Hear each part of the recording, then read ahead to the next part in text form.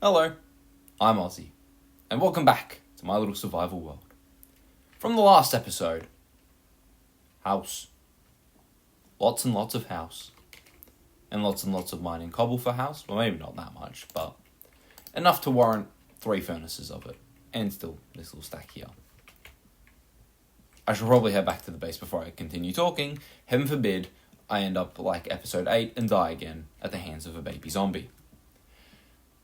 Plans for today's episode, obviously, my list of my goals, never too far away. It's probably just finish the house. Okay, so I said last episode I wanted to finish the house and then do some decorating, some path making, yada yada. No, I'm just ignoring you. But I didn't get around to it because I was too busy yapping and finishing the house. Well, not finishing the house, obviously, but working on it. So, I would like to say, let's get on that today. Because it'd be, frankly, disappointing if by the end of this episode, at least the outside, like interior, okay, I get it. Not everyone's an interior designer. That'll take time. But, like, at least the outside. At least get the facade done.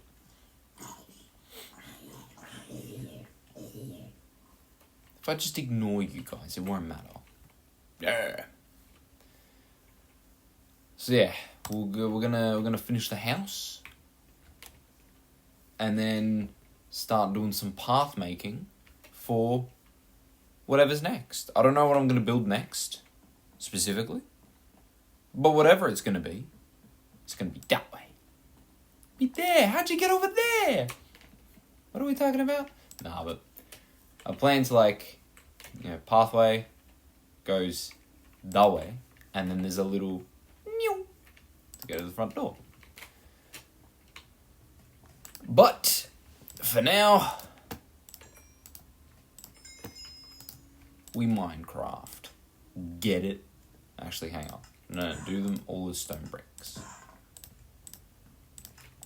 Because then I can make stairs as I need.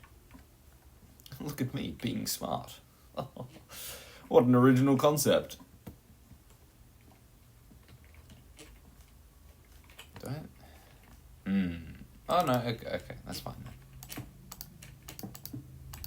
Okay. It's been quite the week in terms of university.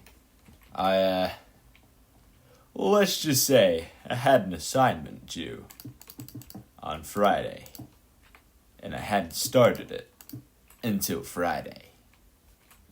Usually not the best bit of advice. It's not recommended that you do that sort of thing. But to be fair, as I'm fairly certain I went on and on about it last episode, but if not, I know I've done it in a previous episode.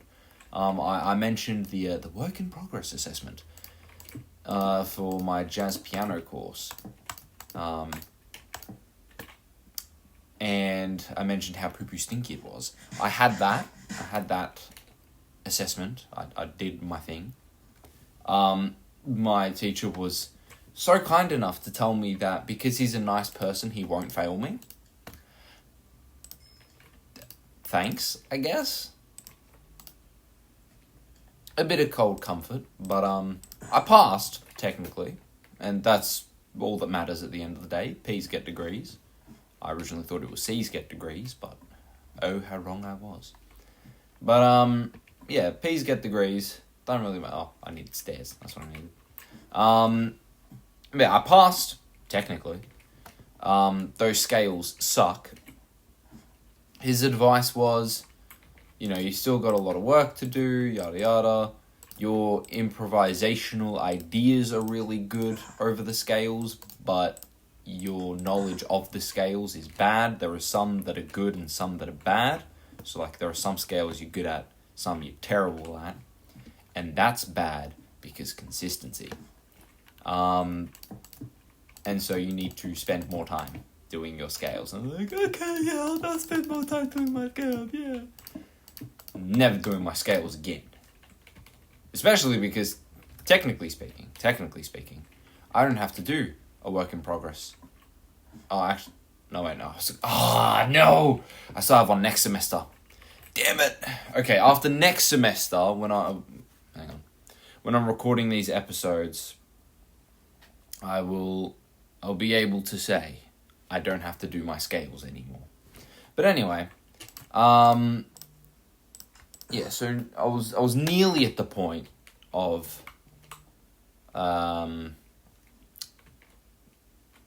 not having to practice my scales ever again. Unfortunately, we're not there, and that's okay. And for any aspiring musicians out there, practice your scales. Don't be me. It's very dumb. Don't do it. Yes, I had this work in progress. I more or less survived. That's all that matters at the end of the day. I passed. Who cares? Well, my piano teacher certainly did, but that's okay.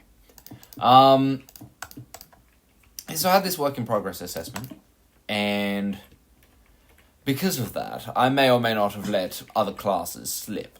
And by other classes, I mean this class that had the assignment due Friday. Now, to be fair, I could have started literally weeks ago on this assignment. Like, weeks ago. And it would not have caught me out of the blue at all. I would have been ready, I would have been steady, set to go. But I don't do that because I follow the old-timey logic of, diamonds are formed under pressure, which is not good advice. I don't recommend it. Yeah, it makes more sense. Damn, I'm popular today. And by that I mean finally my friends are responding. Yay! I'll respond to them in a second. But yes, I could have been all set, but I follow the logic of diamonds are formed under pressure, which means I wait until the 11th hour to even start. And so I had this work in progress. Just mind you, I didn't even do a lot of practice on my scales. So, I can't even say that, oh no, I was busy practicing for this other assignment, because I wasn't. But, it's the thought that counts. I was thinking about the scales, and that's, so much effort. But yeah, this assignment sort of crept up on me. But I managed to steel my resolve, if you will, or whatever the phrasing is. I managed to lock in, and I pulled an 1,000-word research proposal about the study of language out of somewhere, that's for sure. I had this one brainwave during the week, because there we go. The class is a language, culture, and power class. It's part of the professional futures units that Monash provides and get you to do for your course.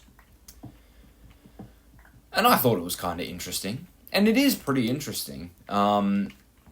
It's the study of language and how it gets used and, what signifies it, yada yada. But then also, how words change and how different,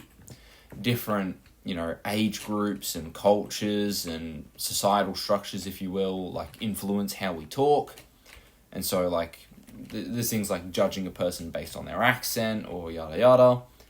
But one of the things we looked at, because we're Australian, there's been some work done on studying the word mate. And its social context, yada yada yada. Which was pretty interesting, mind you. But then, it dawned on me. I'm thinking, oh my god, what am I going to do my research on? I've literally got no idea. And then it clicked. Wait a minute. I'm a descendant of Italian heritage. All my mates use the word ciccio and ciccio pasticcio, and we're ciccio now. Let's just study the word ciccio. Now, granted, it wasn't exactly easy to find academic sources on the use of the word ciccio. But that was okay, because part of the proposal was acknowledging the limitations. It was written for me. It was destined in the stars. But, what's it called? Yeah, so I write this entire research proposal about how I want to study the use of the word chicho, especially because nowadays, like, chicho, for the uninitiated, chicho is like a nickname usually given to people named Francesco, so they get shortened to Ciccio. There's many examples of this in Italian, like Domenico gets shortened to Mimmo a lot of the time, stuff like that. And so, usually that's the context it's used in. Like, I have a nonno, his name's Francesco, but we all know him as Ciccio. That's just how it is. But between me and all my mates and a lot of people that I've met through the Italian club, for example, they just use the word Ciccio anyway. And especially now, we're all chitching out. So it's no longer a nickname. So I thought that'd be kind of cheeky. I don't know if the assessors agree that it's a good idea. I'll find that out eventually. But yeah, I'm gonna be studying the word Ciccio. We're gonna see how that goes. Hopefully they like it and they say, yeah, you can do it, because if they say no, that's a terrible idea, you can't do it, I literally have no idea what I'm gonna do for this proposal, or like my research, sorry. But you know, we live, we laugh, we love, and it's nearly nighttime, so let's go to bed first. But yeah, I pulled that research proposal out of thin air. Oops. Maybe that's where that one went. Oh, but 13's unlucky. No, whatever. Yeah, I pulled that proposal just out of thin air, and I tried to make it work. So I'm holding out for a hero. Let me get back to base and then respond to text messages. That would be a good idea, as far as I'm concerned. So I've been listening to... Oh, that's another thing I can talk about. Performance practice. Yes! My ensemble performed a very fun tune. It was a tune I brought in. It's called Jumping at the Woodside. If you haven't heard it, it's a Count Basie big band tune, but the version we was listening to was the Oscar Peterson and Count Basie cover from their album Count Basie encounters Oscar Peterson, Satch and Josh. Good album, definitely recommend it. But yeah, Jumping at the Woodside, it's a very fun tune. It's a jive, technically speaking. But yeah, it's a very fun tune, very simple tune, and Oh, leave me alone. I'm trying to do my work type shit. Leave me alone.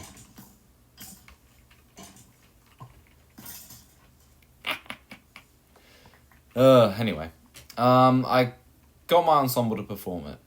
Now, Jumping at the Woodside, it's not fast, but it's up tempo. Well, maybe not up tempo, but it's you know, got some speed, if you will. It's bouncy. That's the best way to describe it.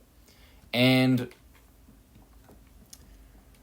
when I first brought it in, I brought it in a few weeks ago, and we practiced it and we played it a lot slower. Now, mind you, there were only three of us. There was myself, the guitarist, and the drummer. Our ensemble teacher hopped on bass, and our singer showed up incredibly late, but our saxophone player, our other drum player, and our bass player, well, the sax and drums were busy anyway, so they couldn't be there, period. But then the reason the singer was late and the reason the bass player didn't even show up was because there were issues with the trains. So there were only three of us, predominantly, and so we decided to play it a bit slower. Not like terribly slowly, it still had a bit of pep in its step. But we were not playing it fast by any means, nor were we playing it at speed, like at the recording speed. And so, when we had our rehearsal on the day of this performance, the entire band's there, and they've all had a chance to listen to it over the week, or over the 2 weeks actually, because of mid-sem break. And I say, look, we played it a bit slower last time, so... Oh, it's raining. Anyway, it's we played it a bit slower. Would you like to play at that speed? Like, would you like to keep it at the slower speed? And they said, oh, we'll try it at the slower speed, but then we'll do it at normal speed, and then we'll do it, we'll just do it either at normal speed or slower speed. And we do it at the slower speed, and then we do it at normal speed, and it's great. And then our ensemble director, he goes, okay, how about, like, just for an experiment, how about we play it really slowly, like snail's pace? And we all thought it was an interesting idea, and we did it, and it was a bit weird, because we were so used to playing it much faster, but it still had a good thing going on. I like the cut of its jib, if you will. But whatever the case was, we all agreed we're going to do it at the faster speed. At tempo. We're going to do it at tempo. Because it's fun. But the idea then gets floated, what if we did both? What if we start at the really slow speed and then double time? So we double the speed, and that should, if we do it slow enough, it should take us to the correct speed. It should take us to tempo. And we all thought, that's a brilliant idea.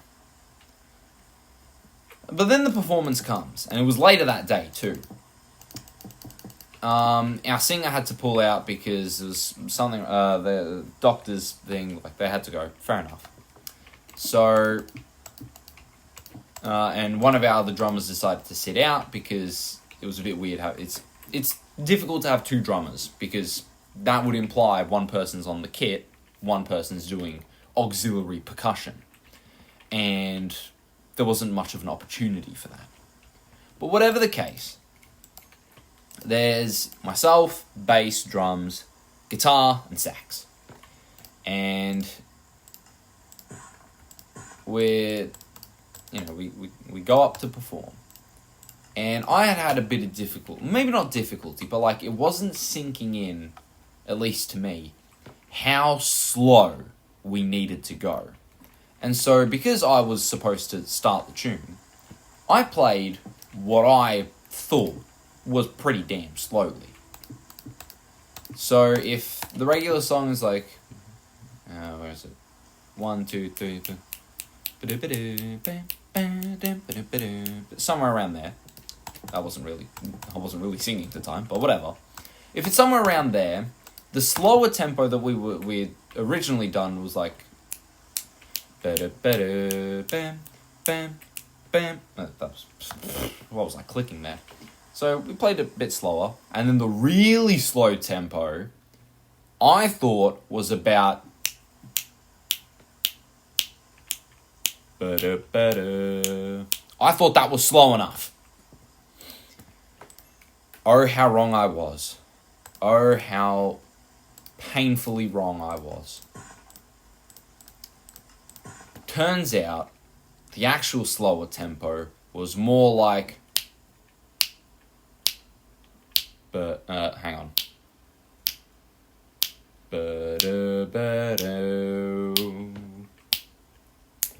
Painfully slowly, but that didn't, like...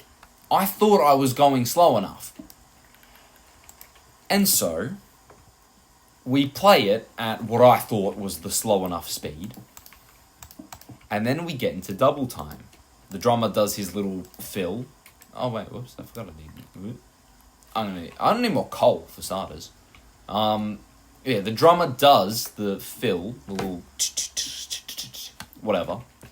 Actually, no, he did to get into the double time speed. Enderman, is he downstairs?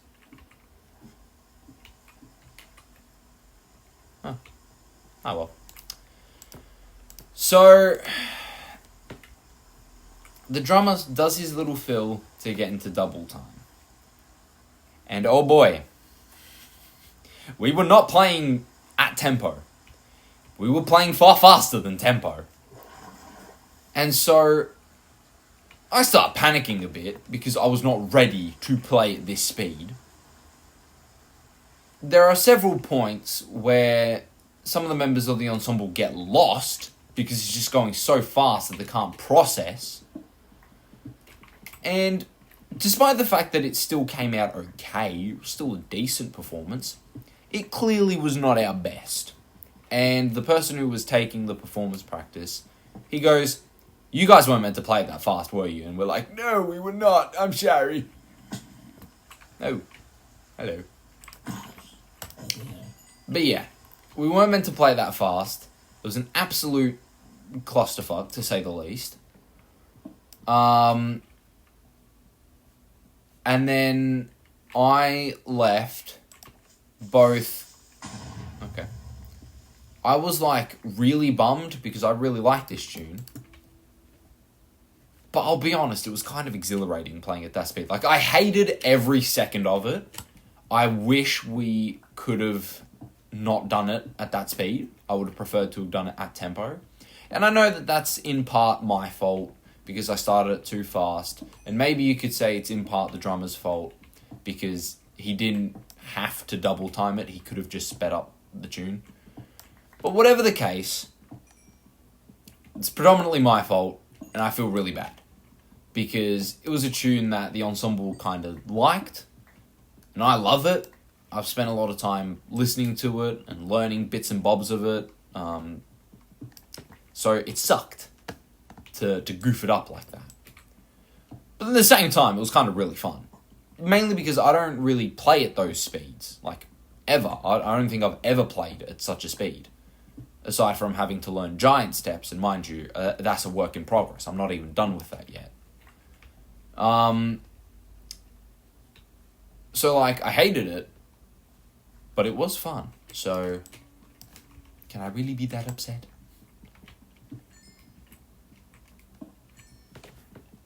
But yeah, that is the life and times of Jumping at the Woodside, performed by yours truly. Maybe that's what I can do for one of the songs that I play in the background of my little montages. Maybe I should do like a little jive or, something of that caliber. Future me, tell me if I end up making a song like Jumping at the Woodside for the montage moments, if you will. That'd be really funny. Uh-oh, baby zombie. Okay,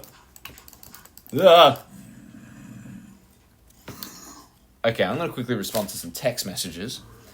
Okay, I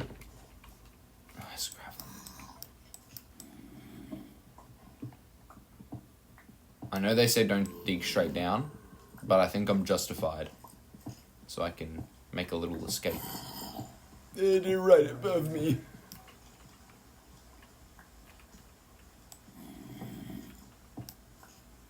Okay.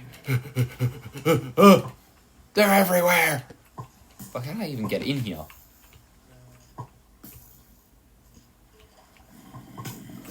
Oh god. Oh god. Ugh. Alright, we're pillaring. Ugh. Yeah, get away from me, baby zombie. And you too, skeleton. Jesus, what a shot. Okay. Am I all good now? What? Oh, for crying out loud. Ugh.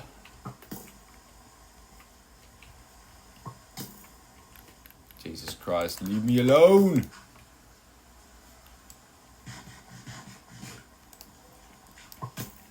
Oh, for God's sake. Swim, you... Oh, get out of there.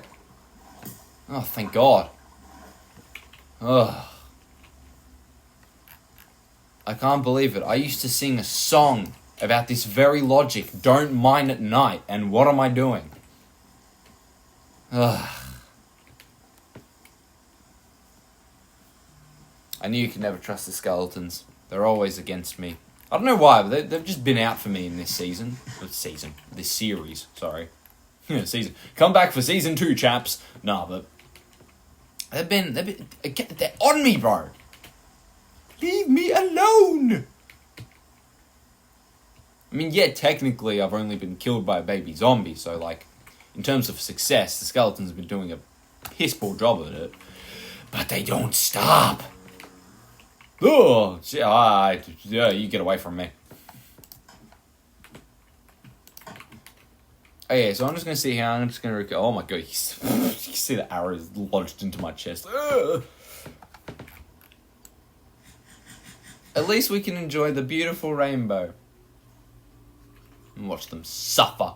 No, but... Rainbow. I love the shaders. Again, a daily... episodely shaders appreciation moment. And... Yes! My homie's still here. He is... the love of my life right here. The fact that this single pig has been here this whole time and has not moved. What a legend. I need to get a name tag. I need to find a name tag. And name this legend. Who's that? Him? He's a legend. He just needs the crown. Actually, no. He's the wrong type of pig. He needs to be the pink one. You know, close enough. In the Hall of the Mountain King, you know? He is the Mountain King. That's the actual pig that we need, but... whatever. It's not as cool as him. Okay.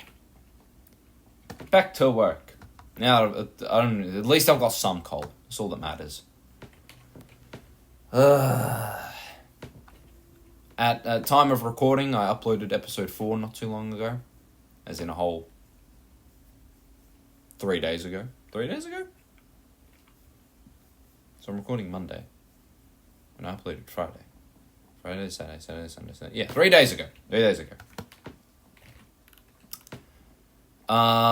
Which was pretty entertaining to upload. Mainly because it was the first episode that I hadn't previously edited.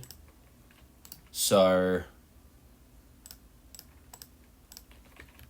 I had a bit of catching up to do, if you will. But I managed to edit it and get it out on time. Mind you, this was on top of the assignment. Like, the assignment that was due on Friday, I started it on Friday purely because on Thursday I was editing this video. Yeah, episode 4. Purely the only reason I did that. Like, I feasibly could have had this thing done by Thursday and then had time to proofread, yada, yada, yada. Or get better sources. No. YouTube. Minecraft. Speaking of, I've been... I've mentioned numerous times in this series that I play on a server with a few of my mates, and even though it's, in a practical sense, dead, I still hop on from, especially a lot more recently. After I got that assignment out of the way, I've just been bang on this server. And so I know at time of recording, this won't be the case anymore, because I probably would have already done this. But I travelled far away from my original base, because I decided to build my own Rome. I've been back in my Roman Empire phase, and so it was only fair that I build my own version of Rome. And so I've been doing such, basing a lot of my builds off buildings in the forum and like what historians and artists deem as historically accurate recreations of the buildings in the forum. But my friend, the one friend who actually hops on the server, they told me I should make build tutorials of it, which I'd never really considered before, because, look, I know I'm not a bad builder by any means, but I'm not a great builder. I'm not to the likes of, like, Grian or, you know, any of those awesome people. Corrales, or them. But I've decided stuff it. And so, at time of recording at least, immediately after I finish recording this, I'm going to boot up a creative world, and I'm going to record a tutorial on me building something. But please do tell me what you think. I know in those videos I'll probably ask for the same thing. But tell me what you think. I've mentioned it in a previous episode that I want to, make more series and do more things. I want to do other survival series, roleplay series, stuff like that. So I'd love to hear your guys' thoughts on build tutorials, if you will. If I were, thinking about it, making those videos, I used to make videos teaching music theory for some of the young bloods at my high school, because one of the teachers there is kind of stupid, but that's okay. We listen and we don't judge. Nah, but so they'd asked me to help with music theory because I'm on that shit. Until recently, with all the stupid scales that I had to learn for the work in progress. But whatever the case, I'd done that, and I'd made these videos purely to help them. And so by doing these tutorials on how to build whatever I built in my version of Rome, it'll practically serve the same purpose. Oh, hello there.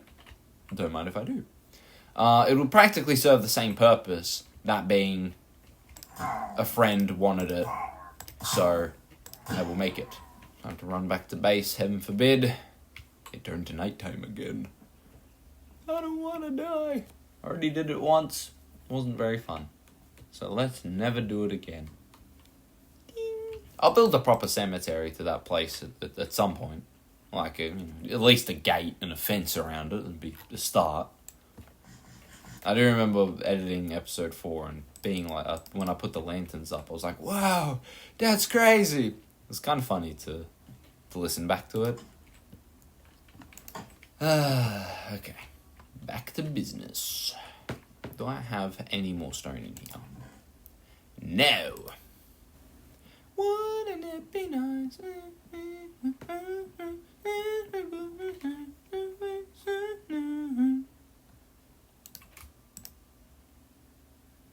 Really? Ugh. Who cares? Who cares? I care. I deeply care. That hurts. Forget it. It's all gonna disappear anyway. I still need 1 billion more cobblestone, heaven forbid.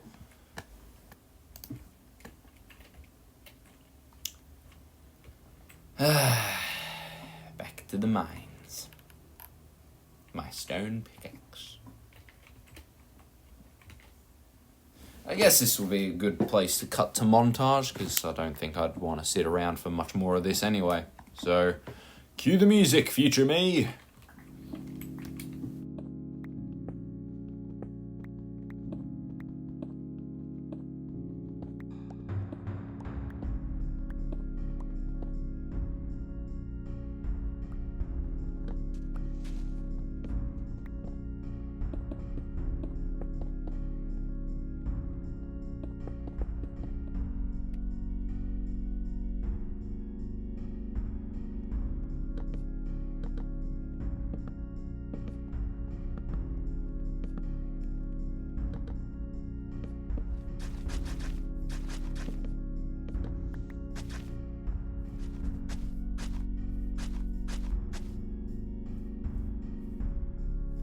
Okay. Nearly finished the roof. I'm so close, yet so far. But I once again am out of coal, and I cannot be bothered. I did start filling in the windows with some fences, as you can see. I think I'm going to keep the fence aesthetic. I think it looks good. As you can see, there's the little part of the roof I haven't finished. I also want to put slabs running along the top. But whatever the case, hello there. This is how far we got. I did say stuff it, I'm making a path. So we now have a lovely little path to the bridge and back. And on that note, I'm going to... wrong button. That's the one. I'm going to end it there. Thanks again for joining me once again. If you like what you saw and want to continue to see what happens in this little world of mine, be sure to like and subscribe. I've been Ozzy. I hope all is well. Take care, and I'll see you in the next one. Bye bye.